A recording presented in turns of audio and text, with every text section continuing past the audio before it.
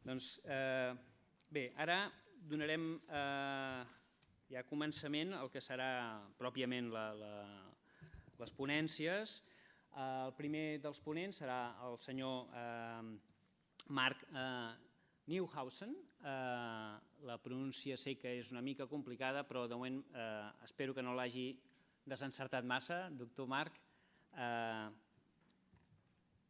endavant. Gràcies. Aquí. Sí.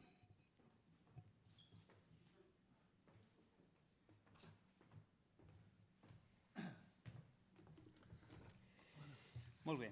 Molt bé, gràcies. Faig una mica d'introducció per presentar-te el doctor Marc Nieuwhausen.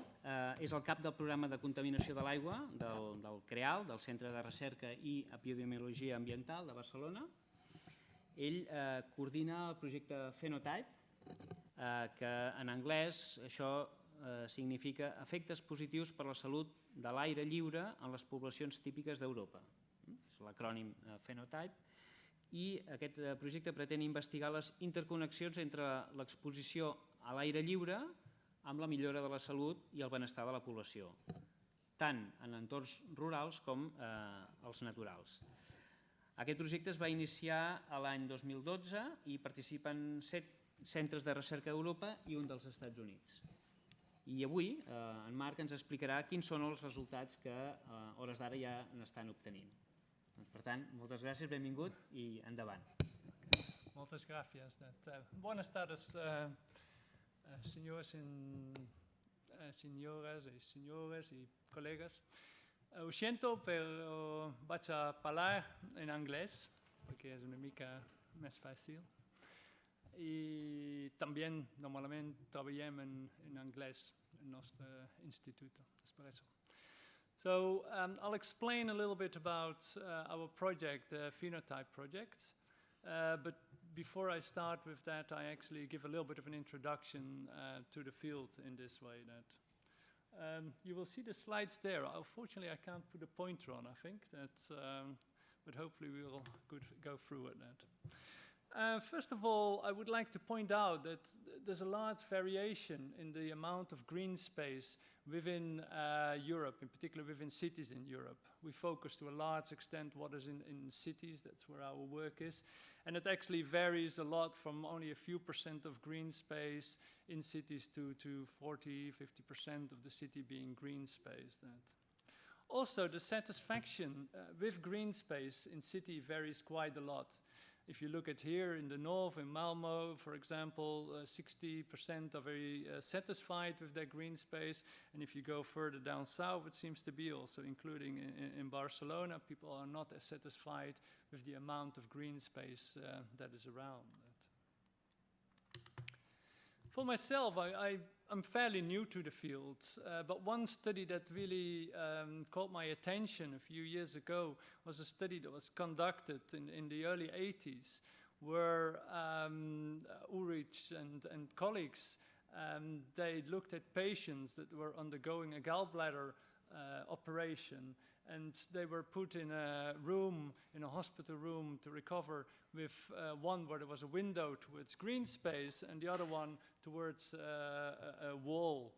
And then they actually measured for how long the patients had to stay in the hospital, so how quickly they recovered, and also for how many painkillers they needed. And what they found in this study was that people that had a view out of the window that was green recovered quicker and also needed less painkillers.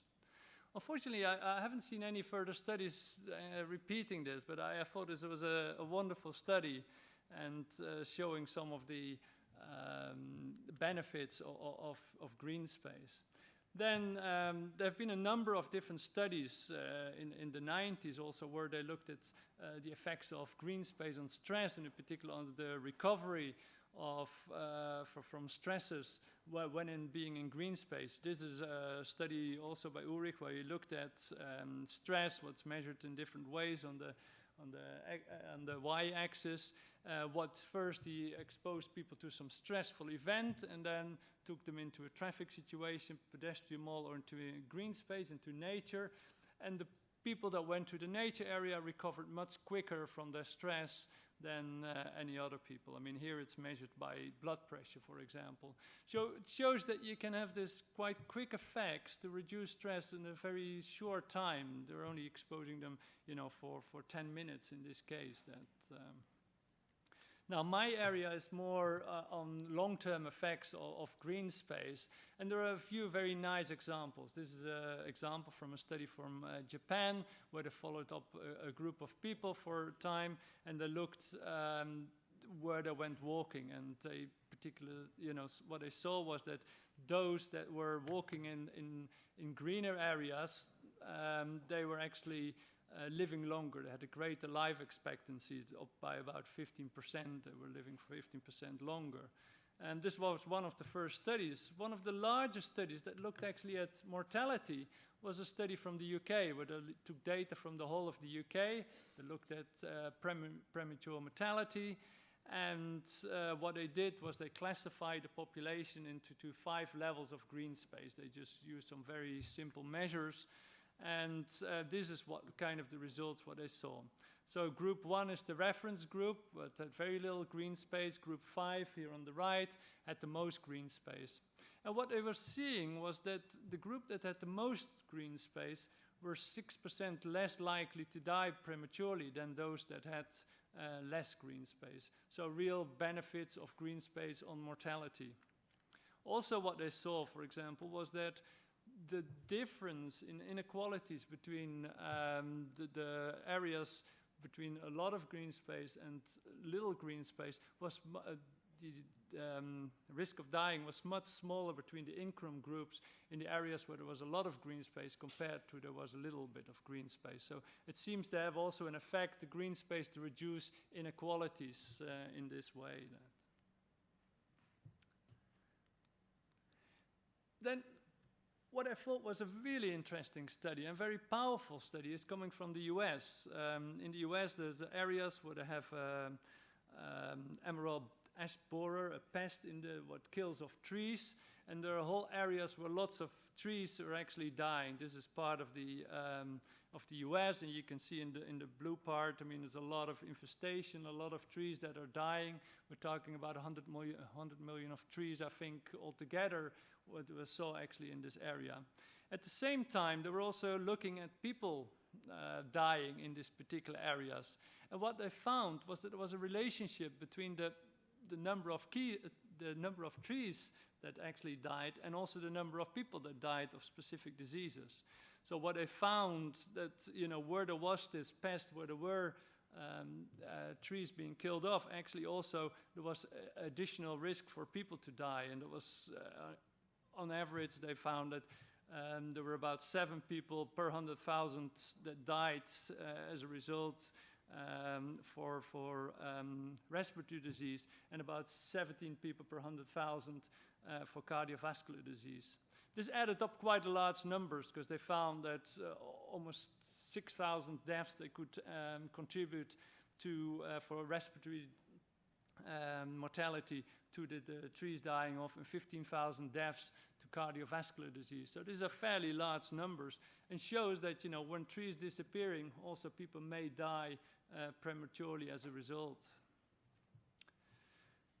We're more familiar in that way because I think mortality is still a fairly new area, more familiar with stress, and this is an older study what's coming from Denmark, where they looked at green space areas for people living closer to green space area and further away, and looked at the development of stress.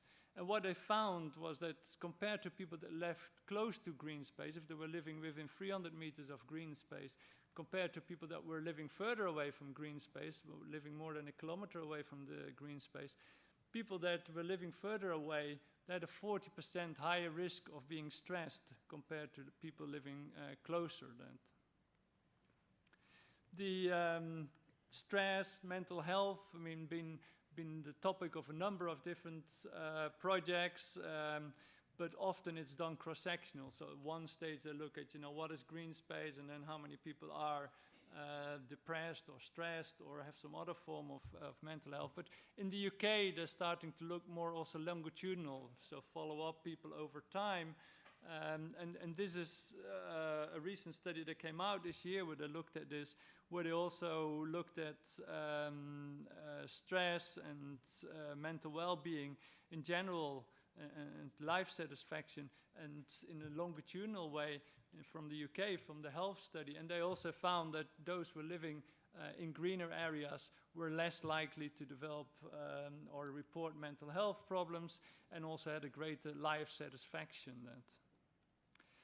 This is also what a particular followed up with people that were moving, because if you know at one particular point, if you live somewhere and in a green space area and you have a disease, you never know if it may be due to other factors as well, or that it's just a green space. But here they were also looking at this study for people that are moving, and what you can see here on the left side for you is that were people that were moving to greener areas, and on the right side for people that were moving to less green areas. And they looked also at mental health in this case, and so at point t-2 is where they hadn't moved yet and started thinking about moving. Then they moved, and what you see actually when people move to greener areas, their mental health improved. But if the people move to less green areas, in the first few years actually their mental health decreased, and then after a few years recovered again. I think these are very novel findings, and shows what are the potential benefits of green space on mental health. There have been more studies on general health. In particular, there's a very large one that's often quoted coming from the Netherlands. Also, again, they looked at 250,000 people. They were classified them if they were living close to green space, within 1 kilometer of green space, or within 3 kilometers of green space. And then they looked at their general health. Again, in this case, for both buffers, for one we're living within 1 kilometer of green space or 3 kilometer, they found that those that living close to near green space, in green space area, reported a better general health. Now, lately we've been also seeing this beneficial effects in other outcomes, and what is kind of surprising to me, this is in cases to birth weight. This is a study that came out from Tel Aviv, an area that's kind of similar to with Spain in terms of green space and temperature, I think. And what they saw there was that pregnant women that were living in greener areas, they were giving birth to babies that were weighing slightly more. So there's some beneficial effect, because normally when you have a lower birth weight, it's not very good for the baby and also for later in their life. But they actually found there seemed to be some beneficial effect by that it increased the birth weight and also lowered the risk for low birth weight. Oops, what's happening? Very interesting research is coming out also with effects on the immune system. This is a study from Finland where they looked at green space, or generally biodiversity. They looked at the microbiota growing on the skin, the microbes that live on the skin, and also allergy, the development of allergy. And what they found was that the exposure to green space, to a greater biodiversity in particular, was actually, you could demonstrate that they had a better microbiome on the skin for that living in areas where there was more green space. Also, what showed was these bacteria that were growing on the skin were actually also good for the immune system. It actually put the immune system in a certain direction. We always talk about Th1 to Th2 response. Where children growing up, if they have going one direction, they may develop asthma or allergies, and the other one not. Actually here, these bacteria that were growing on the skin because of the green space, being in green space area, actually developed less allergies and also were less likely to develop asthma.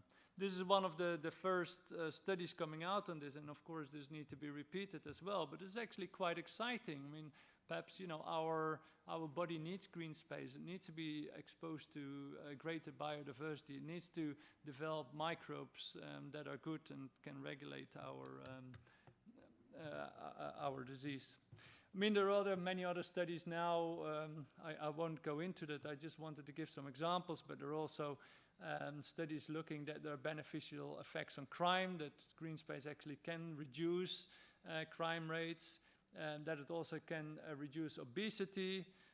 However, there are also studies that it shows that it can increase possibly skin cancer. There's a study recently coming out from Australia. They've been quite active in Australia on this kind of studies.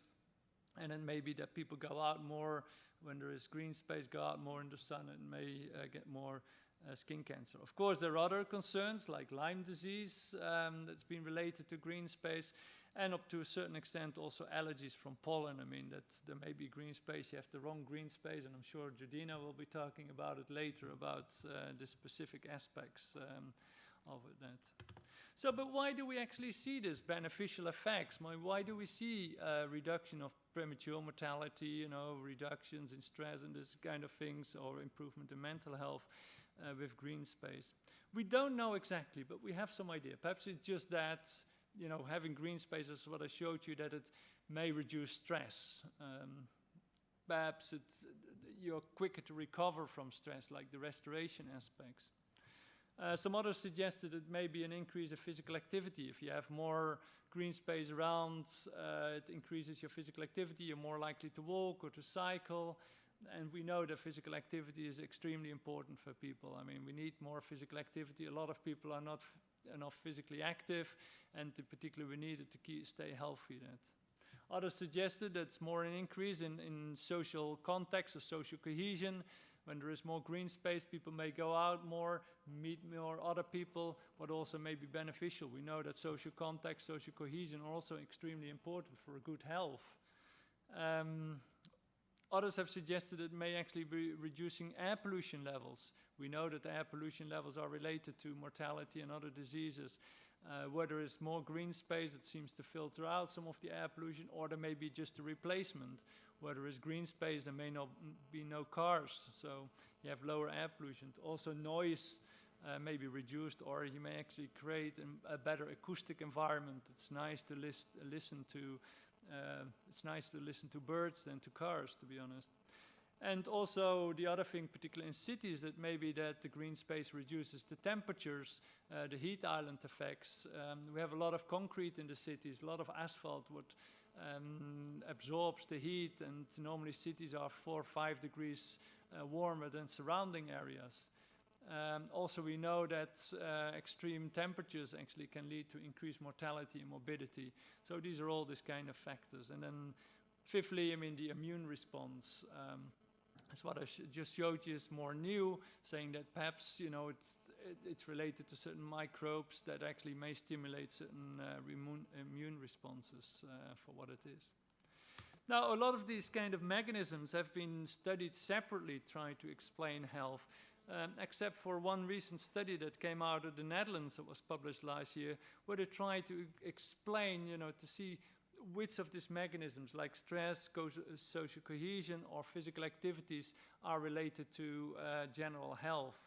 And they did some more difficult analysis, and here are some of the results.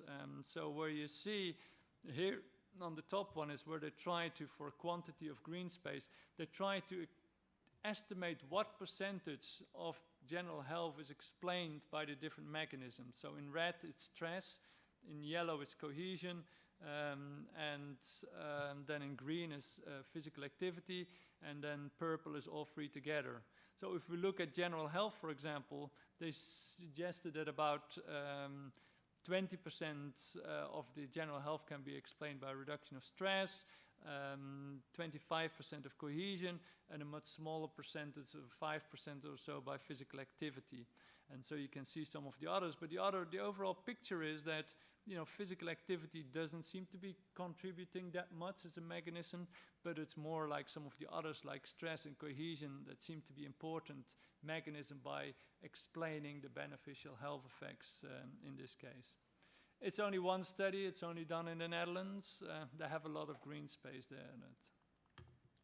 Now on the question of green space, it's because these studies, they show something, but they're difficult to compare because they often have different measures of green space. What do we mean by green space, actually? And the measures that have been used so far in epidemiological studies are given here. This is the example of Barcelona. Hopefully you recognize Barcelona. On the right side is is the sea, and then on the left side more is the mountain area. On the top one is a satellite picture of Barcelona. This is classified as NDVI. This is some green space measure, what you can see. And what you see on the left side, on the top side, is more Colserola, where it's very green. And you probably recognize it more at the bottom, Montjuic and Ciutadella Park, so you can get a nice area. So that's what we can use, link it to where people live, and then do some qualification of the health effects. The other measure is it's distance to major green spaces, what's often being used. So how close do you live to a park? And this is given more at the bottom, where major green spaces are classified, like Montjuic, Ciutadella Park, Poblenou Park, I think, what you can recognize there in the pictures. And so the question there is often, how do people that live within 300 meters of a major green space, are they healthier or not than if you live further away? So these kind of measures have been used, but of course there's much more to green space. I mean, I don't have to tell you, actually I don't have to show you probably these pictures, but there are many different types of green space. If we also look at it here, say in Catalunya, and this is Montseny, for example, is the nice forest area, or here the little river, what's part of green space, part of blue space, but there's another type of green space as well. This is actually from the UK. I don't think this kind of green space probably is that beneficial. I'm not sure that anyone is actually using it in this case, but you don't want to count it in your studies. But here we see other examples. Ciutadella Park, a beautiful place to be around and to hang around. So this is what we would classify as a major green space area. And I must say I'm glad to see that people have the bicycles there as well, being Dutch, of course, where we use the bicycles, but also my other research interest on cycling. That here in Guinardó, it's the little park. Actually the trees, it's green space, but there's also more concrete around. This is also still classified as green space. Or here in Rambo Poblenou, is this also a type of green space that may be beneficial? These trees, what you have, are these actually sufficient, or do you need to have a park like Ciutadella? So that's where some of these things in. And of course, we shouldn't forget in Barcelona, we're not always talking about green space, but blue space may also have very beneficial effects. We need to try to figure it out. So lately, there have been also a number of studies trying to look at the quality of green space and, how you quantify this. There are many different ways, and I just quickly run through some examples. Also, what I say, for what is green space, where it should be. Residential green space around your house can be very close distance, while if you look at urban forest, there may be a long way away where people go to visit and may have beneficial effects. But you can classify it in terms of space, nature, culture, history, quietness, the type of facilities that are actually there, and you have a whole lot of other criteria that may be important. At the moment, we don't have a very good idea, if these are really important or not. There have been some studies. There have been some very small studies where they take people there, you get some ideas, but on the larger scale, not. This also, what you can do is nowadays with the mapping techniques, with GIS, geographical information systems, you can get information about green spaces through questionnaires or other ways, looking for opportunities for outdoor recreation, pleasantness, health and well-being, and noise reduction, this kind of things. Whole range of assessment criteria. And then you can do some plotting. This is the same area. These supposedly, within this area, this giving the feeling of a forest, for example. Or here, these are areas that give tranquility and peacefulness. These are areas with negative values where they're not too happy about. So you can actually do some kind of quality assessment that you also may take into account in your studies. But as what I said so far, when I initially introduced the studies, you saw that they don't use this kind of things yet. So this is something that we're hoping to include in new studies. So now I'm getting to Phenotype. What is the project that we're actually conducting at the moment? If you're more interested in it, we recently published a paper in BMJ Open. It's a journal. If you search for it, you can have a look at it and you can read everything at your own time. It gives an idea of the study design, etc. It's a study funded under the FP7 project, money from Brussels, and altogether it's about 3.5 million euros. The main objectives here is looking at the interconnections between exposure to natural outdoor environment and better human health and well-being. Particularly, we're looking at more identifying the underlying mechanisms at work, examine the effects in different population groups, examine the effects of, what are the different characteristics that may be quite important. We cover both preventive and therapeutic effects, and also what's quite important, address the implications for land use planning and green space management. So we're trying to work with stakeholders, people that do green space management or urban planning, to see actually what would they like to know. And if any of you is here and would like to know more of working in this area, let me know and we can talk about it. So why are we doing Phenotype? First of all, because most of the studies come from the US or Northwestern Europe, where we started. I mean, now it's spreading out a little bit. But these are quite specific areas. If you look at Northwestern Europe, I mean, if you look at the UK or the Netherlands, for example, or Sweden, where many of these studies being conducted, they're quite green. There are lots of greenness around. They're quite different than what we have here in Catalunya or in Barcelona. We're talking about something different. Also, most of the time, the focus has been on one country, where they looked at green space and health. So it would be nice to look at different countries, do the same relationship hold. I mean, is the relationship between green space and health the same in one country compared to the other one? Still, the overall evidence is there's not that much and it's inconsistent.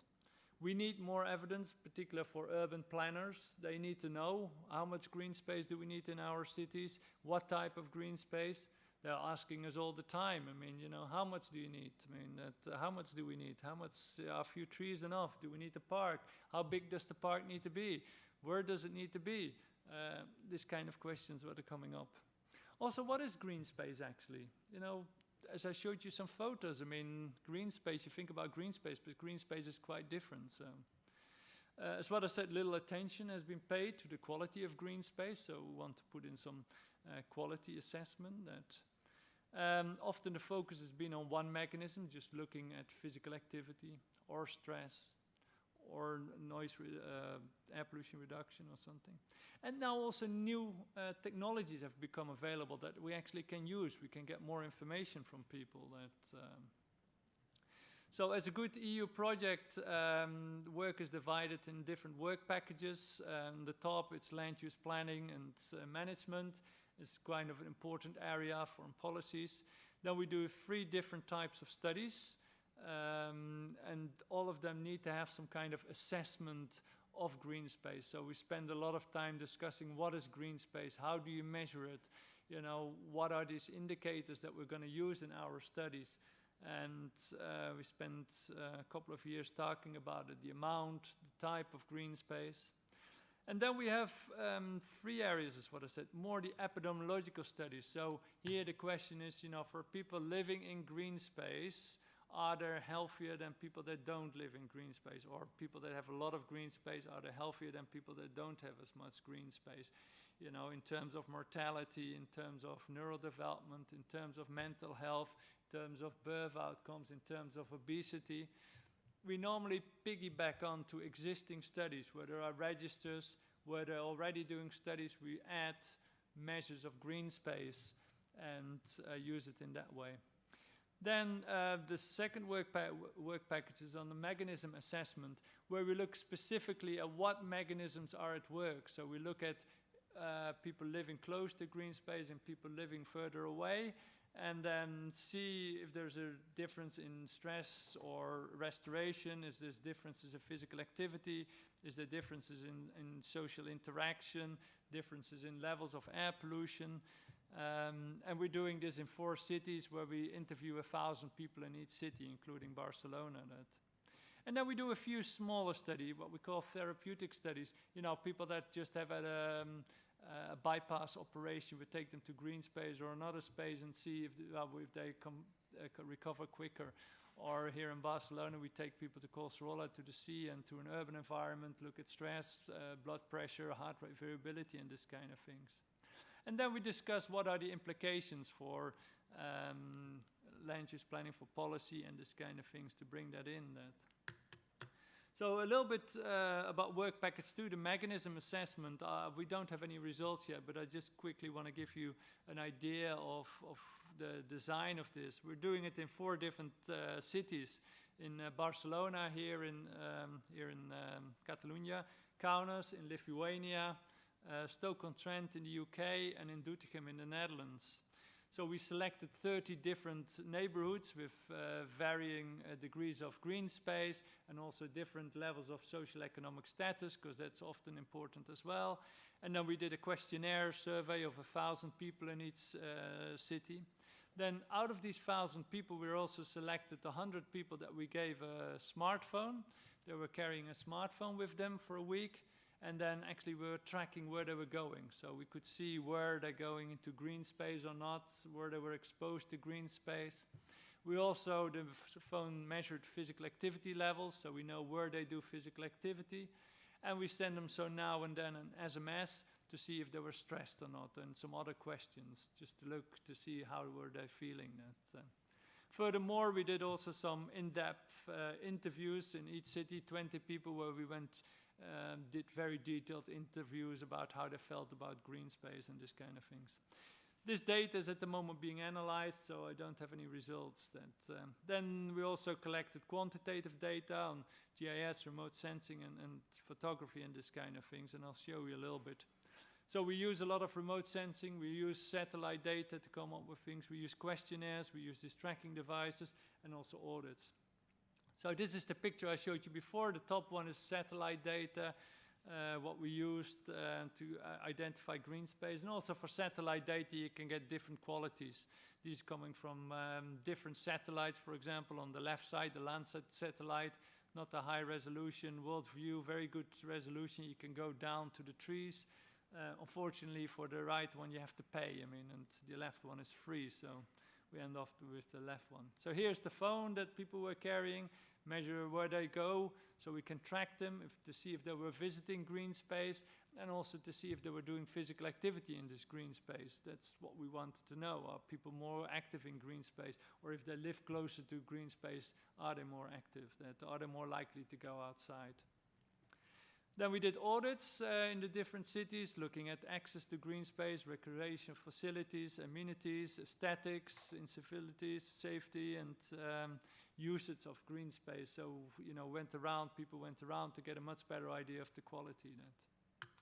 Now, I don't have any results from that, but we have some results of our epidemiological studies, and these are the kind of, I am aware that not many of you are epidemiologists here probably, so I'll quickly talk you over the results. Don't focus on the numbers, but just to give you a bit of a flavor for some of the results, what we're getting. The data so far, what we have, are mainly here from Catalonia, from Spain, or from Lithuania. So one study we did here in Barcelona, we looked at a study of 8,000 pregnant women. And also here we looked to see if there was a relationship between green space, as measured by the satellite data, or access to distance to green space, and the birth weight. Now, generally, we didn't find a strong relationship between green space and birth weight, except what we saw in the lower social economic class group. So the women that didn't have much education, actually there we saw that if they had more green space around their areas, they had a baby with a higher birth weight. What suggests, often what we say is that, poorer women actually may not be going to be able to go to the Costa or to the Pyrenees to get their green space, but they are more dependent on green space right around their house. Well, if you're better well off, you can go out and enjoy your green space somewhere else. However, when we looked at it in a cohort study where we have different cohorts of pregnant women in Spain, in Asturias, Guipúzcoa, Sabadell, and Valencia, when we were looking there at the relationship between green space, how much green it was, and the birth weight, we saw that if there was more green space, the women actually gave birth to slightly heavier babies. It's not that much, only 30 grams, but it's observable. You can actually see, and in this case we expect it to be good if the babies are a bit heavier. Also their heads were a little bit bigger in this case, what may also be good. But we didn't see any effect on gestational aids for the... Then here, this is a study from Kaunas in Lithuania. Here we looked at blood pressure in pregnant women, and what we saw was that women that were living closer to a park, if they were living within 300 meters of a park, they had a much lower risk of getting high blood pressure, than if they were living further away from a park. So if they were living more than 1 kilometer away from a park. So this varied that they had a 30 to 80% lower risk of higher blood pressure. And of course we know that high blood pressure during pregnancy is also not so beneficial, so we want to avoid that as well. So we see some beneficial effects. This is a recent study what's coming here from in Barcelona, where we interviewed over 2,000 school children at the age of 9 to 11, I think, where we looked at child behavior, and what we found that children living in a greener area kind of behaved better than children that were not living in a greener area. They had less problems with hyperactivity or inattention, emotional problems, or conduct problems.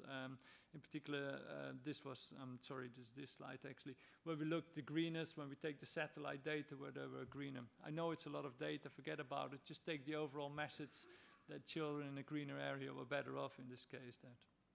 Then another study what we had from Sabadell, what we conducted in Sabadell, around 3,000 children, where we looked specifically at asthma, obesity, and excessive screen time.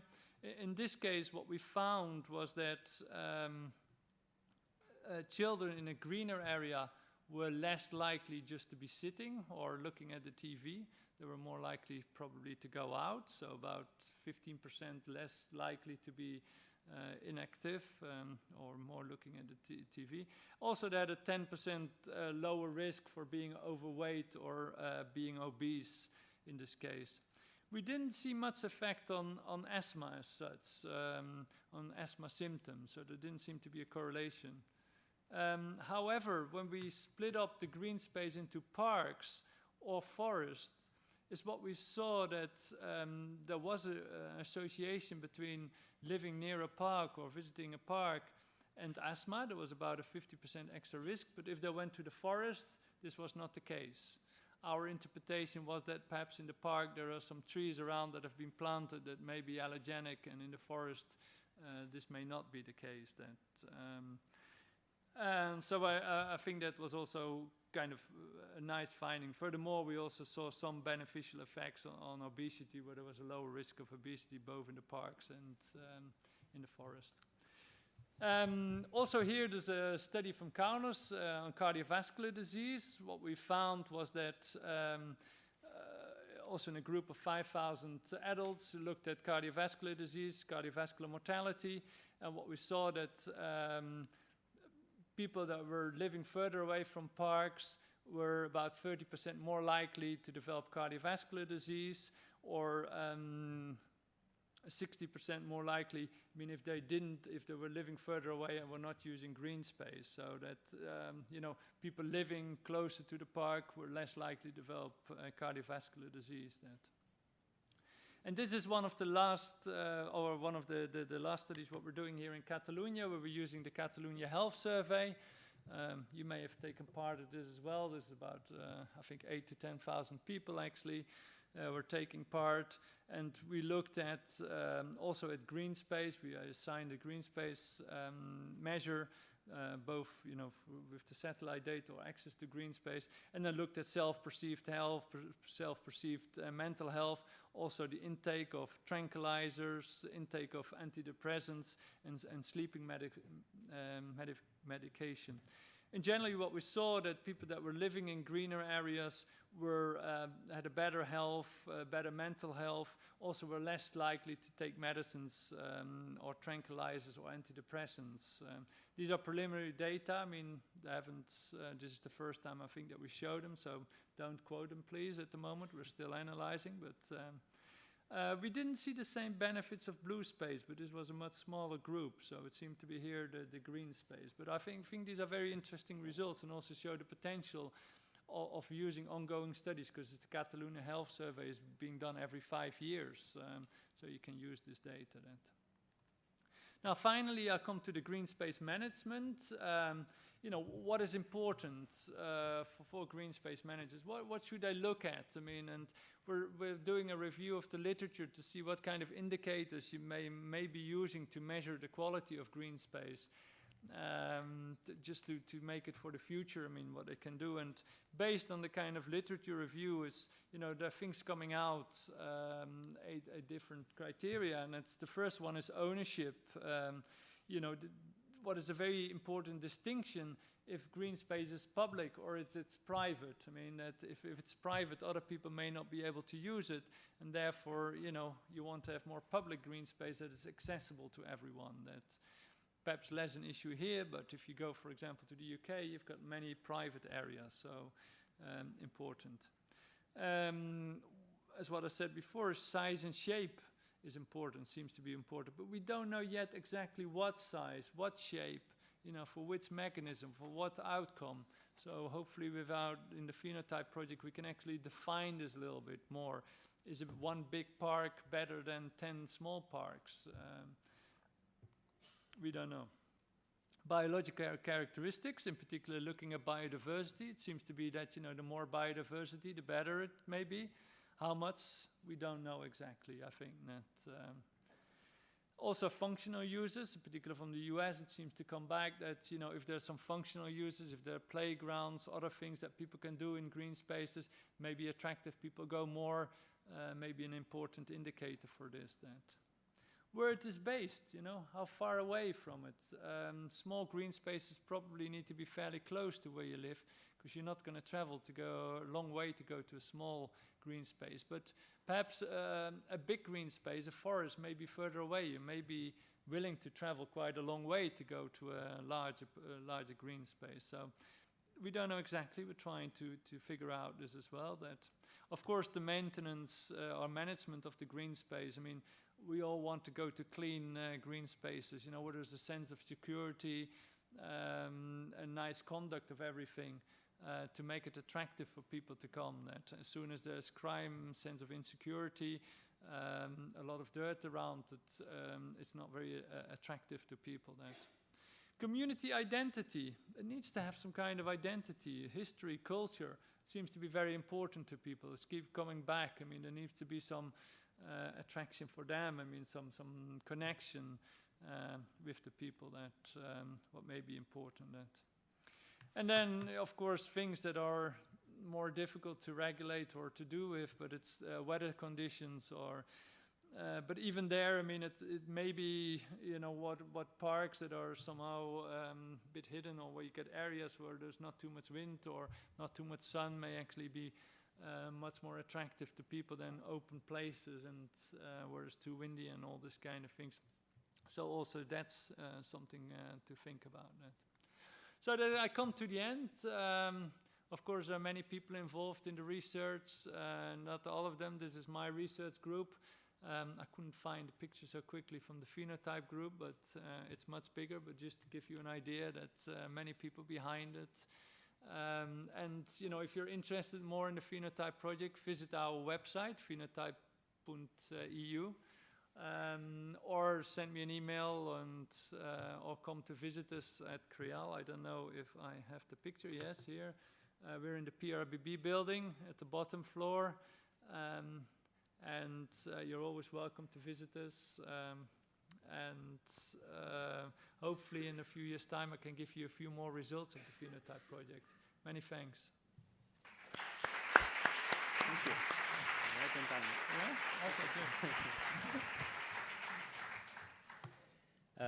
Thank you, moltes gràcies. No només per la puntualitat no britànica, sinó holandesa, i també veure com aquesta mena d'intercanvi Holanda, Barcelona i la resta del món és una realitat ben propera a nosaltres en aquest CREAL, en aquest centre, tal com ens has explicat. Bé, com a totes les comunicacions que farem, doncs ara hi ha una estoneta d'intervencions, preguntes, comentaris del públic. Per tant, si algú té alguna cosa que li hagi suggerit o que té alguna qüestió, ara és el moment.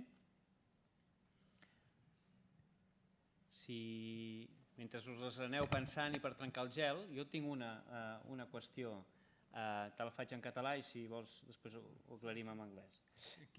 Però has mencionat bastantes coses que esteu intentant establir algun tipus de metodologia per realment fer la relació entre la qualitat del medi, d'aquest green o blue spaces que anàveu citant, la qualitat d'aquest espai i una sèrie d'elements des de la propietat del territori fins a aspectes de gestió i tal.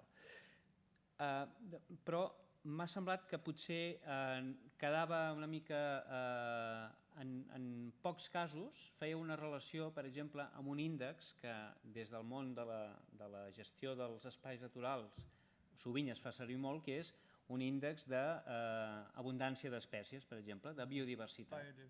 És a dir, si l'abundància de biodiversitat és un element que també intervé de forma favorable o no amb tots aquests aspectes, diguem, mèdics que esteu examinant. Aquesta, diguem, com ho veieu? És a dir, aquella hipòtesi que nosaltres llançàvem de que hi ha un gradient claríssim entre el que són els espais verds i el que serien les zones d'alta qualitat ambiental, vosaltres això ja em sembla que ho teniu clar, però específicament amb aquest aspecte ja heu treballat o teniu algun element? Yeah, no, I think it's very interesting. I mean, we haven't done much. I mean, a couple of studies that looked at the biodiversity and health, but it's more an area, the biodiversity in the ecosystems and researchers. I mean, and where they've been looking more into biodiversity. You know, myself, I'm an epidemiologist. I'm coming from the health side and then learning more about green space, what's going on. And also here we haven't done that much. And to a large extent it depends a bit, you know, can you do it? How much data is available? We only have limited time. So if there would be data available from ongoing studies from other people that are interested, then we can look at this in much more detail. But so far the data haven't been easily available that we actually can use them in the studies. But certainly, I mean, it's an area of lots of interest, and we should further look at it. Does it answer your question? Yeah. Good. Thank you. Allà tenim una pregunta.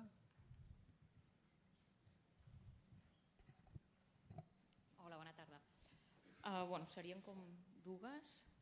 La primera, m'ha agradat que, a més de parlar de green spaces, parlis de blue spaces, i té relació amb la segona, perquè també moltes vegades, són reflexions més que preguntes, per temes de cures, de salut, també es recomanava anar a llocs a vora del mar, o per exemple només quan estàs al costat d'un riu, sentir l'aigua o mirar la transparència de l'aigua, tot això també, qui ho ha provat, també t'aporta alguna cosa. Això era la primera, si cal restringir-te a green spaces o la natura té molts altres àmbits. I la segona, em costa com més d'explicar-la, sempre hem parlat de les característiques de l'espai, igual que tu ara referies a si havíeu comptat la biodiversitat. I la meva pregunta és com es pot valorar o mesurar les característiques de la persona, perquè estem fent beneficis per la salut d'una persona, com l'actitud amb la que tu estàs en aquell espai, perquè pots anar allà corrents, passar de pressa, passar a poc, és com un paràmetre més diferent, però jo crec que això també té molt a veure amb el que et pot aportar. Si tornem al primer exemple de la Fundació Alícia amb el menjar, un mateix plat, les mateixes calories, no un menja igual un anorèxic, un bulímic o algú que s'apropa al menjar amb ganes de... Les calories són les mateixes, però l'experiència o el que t'aporta pot ser diferent. I és parlar de cervell esquerre, cervell dret, a l'hora de valorar, i un altre, i potser, no sé, del cor, que són altres cervells. Okay, so if I understand, well, the first question is about blue versus green space, and I think there it's, sometimes you can't separate them. If you go to the north, for example, if we go to the Netherlands or the UK or even Lithuania, what we see often that where you have green space, you have blue space. I mean, there's always a river, there's always a lake or so that goes together. I mean, here in Barcelona, we seem to separate a little bit more. We have the beach on one side, where we look out, and then you see a few palm trees, but that's about it. And then you've got more the green space areas, the park. But I think it's more exception, and generally we see kind of the mixture, so you can't really tear them apart. Although there have been some specific studies also in Germany where they look, for example, at the River Rhine and people living around there, what kind of the benefits of blue space are, and people start looking at it more separately. But it's well behind the green space. And having said that, some people say it's not kind of the color, the green space, but perhaps what is behind it more is kind of the open space, where you have in green space also you have parks, where you have space that people like, look at, and you may have the same for blue space in a way. I think it's a very important area. We take into account both blue space and green space. I didn't mention as much, but we always measure both of them, and hopefully from our research also we get a better idea for what's going on. The second question, I think this comes more down to perception, what people think of green space, is my understanding, is what you're asking for. That, people may have different perceptions of green space, and so you have different type of people, and not everyone looks the same at green space. And it seems to be also related, for example, what we often hear, if you actually grew up in a green space area or not. I mean, people that grew up have probably more affinity with green space at later age than if they haven't grown up. There are a number of studies suggesting this kind of things. Also we think of green space beneficial for a number of people. It also gives fears. I mean, they associate green space or forest with more darker side of things, so that's also there. In our studies, when we ask specifically about people's perception of blue and green space, what they think of it, I mean, that because you can measure it objectively, but actually, as with other things like noise, people's perception of the things may actually be more important, and there also this may differ between different groups of people. I mean, what you mentioned that. Does it answer your question? Yeah. Molt bé. Una altra intervenció? Hi ha algun altre més? 2, 3. 3. Haurem d'anar una miqueta ràpid perquè ja anem una miqueta justos. Endavant, sisplau. Well, I'm trying to ask you in English. Excellent, thanks. And when you talk about the benefits of green spaces, what do you think is better? Living near a green place, but you, don't use specifically the green space? Or maybe living in a city and then at the weekends go in the middle of the mountain to do an excursion? What is more benefying? I think we don't know. I mean, I don't, to be honest, I have no idea. I mean, it probably also depends on the person. I guess the best is if you live in green space in a city, and my ideal would be to have a nice green city. I mean, it seems to be green cities, if you have every day green space may be good. We know that, from our studies, that if people live in a greener areas, they seem to be healthier, measured by a number of different indicators, and even perhaps, some people say when I look out of the window, I see the trees and I feel happier. And it's only a few minutes. If you don't have that, you don't get the benefits. I know for another part, my other hat, an environmental hat, is that if you don't live in green space and you have to drive to the mountains for 2 hours, you're also using a lot of petrol and you're polluting the air. So probably my other thing would be from an environmental perspective, try to reduce that. I mean, that would be better if you have a green space that you could go to on your bike, and you get all the benefits. But to be honest, I don't know. I don't know what's better. Thank you. Thanks. Sí, sí, sisplau. Okay, the question is, we are talking about green spaces, and the north of Europe, you have a lot of green spaces, but we have less sun. And there's some studies that they say about healthy and the quantity of the sun that we have and the green spaces. I mean, we know that sun is fairly good, or being people outdoors is fairly good. I mean, that, and perhaps when there is green space, people go outside more. That on the other side, there are some risky points of risky issues with sun for cancer, etc. But I think for vitamin D production, we need to have some sun. Certainly in the north, they get much less sun. Yeah. It's what I said recently. There was a study in Australia where they said, "Oh, but there's more green spaces, more skin cancer, so that's not as good." But you know, it's kind of this risk balance thing. What I think we haven't sorted out exactly. Also, how people use green space, how often they go, how often they're outside. Do they protect themselves against the sun or not, or do they enjoy the sun? I think these are still a lot of questions to be answered, to be honest. So I can't give you a straight answer in that way. Thank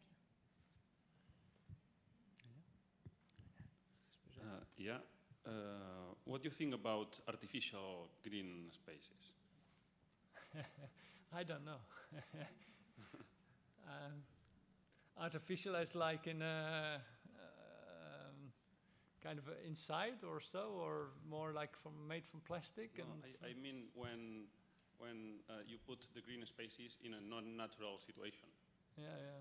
Like maybe a human being in a eternal prison is still a human being. Something like this, you know? Yeah.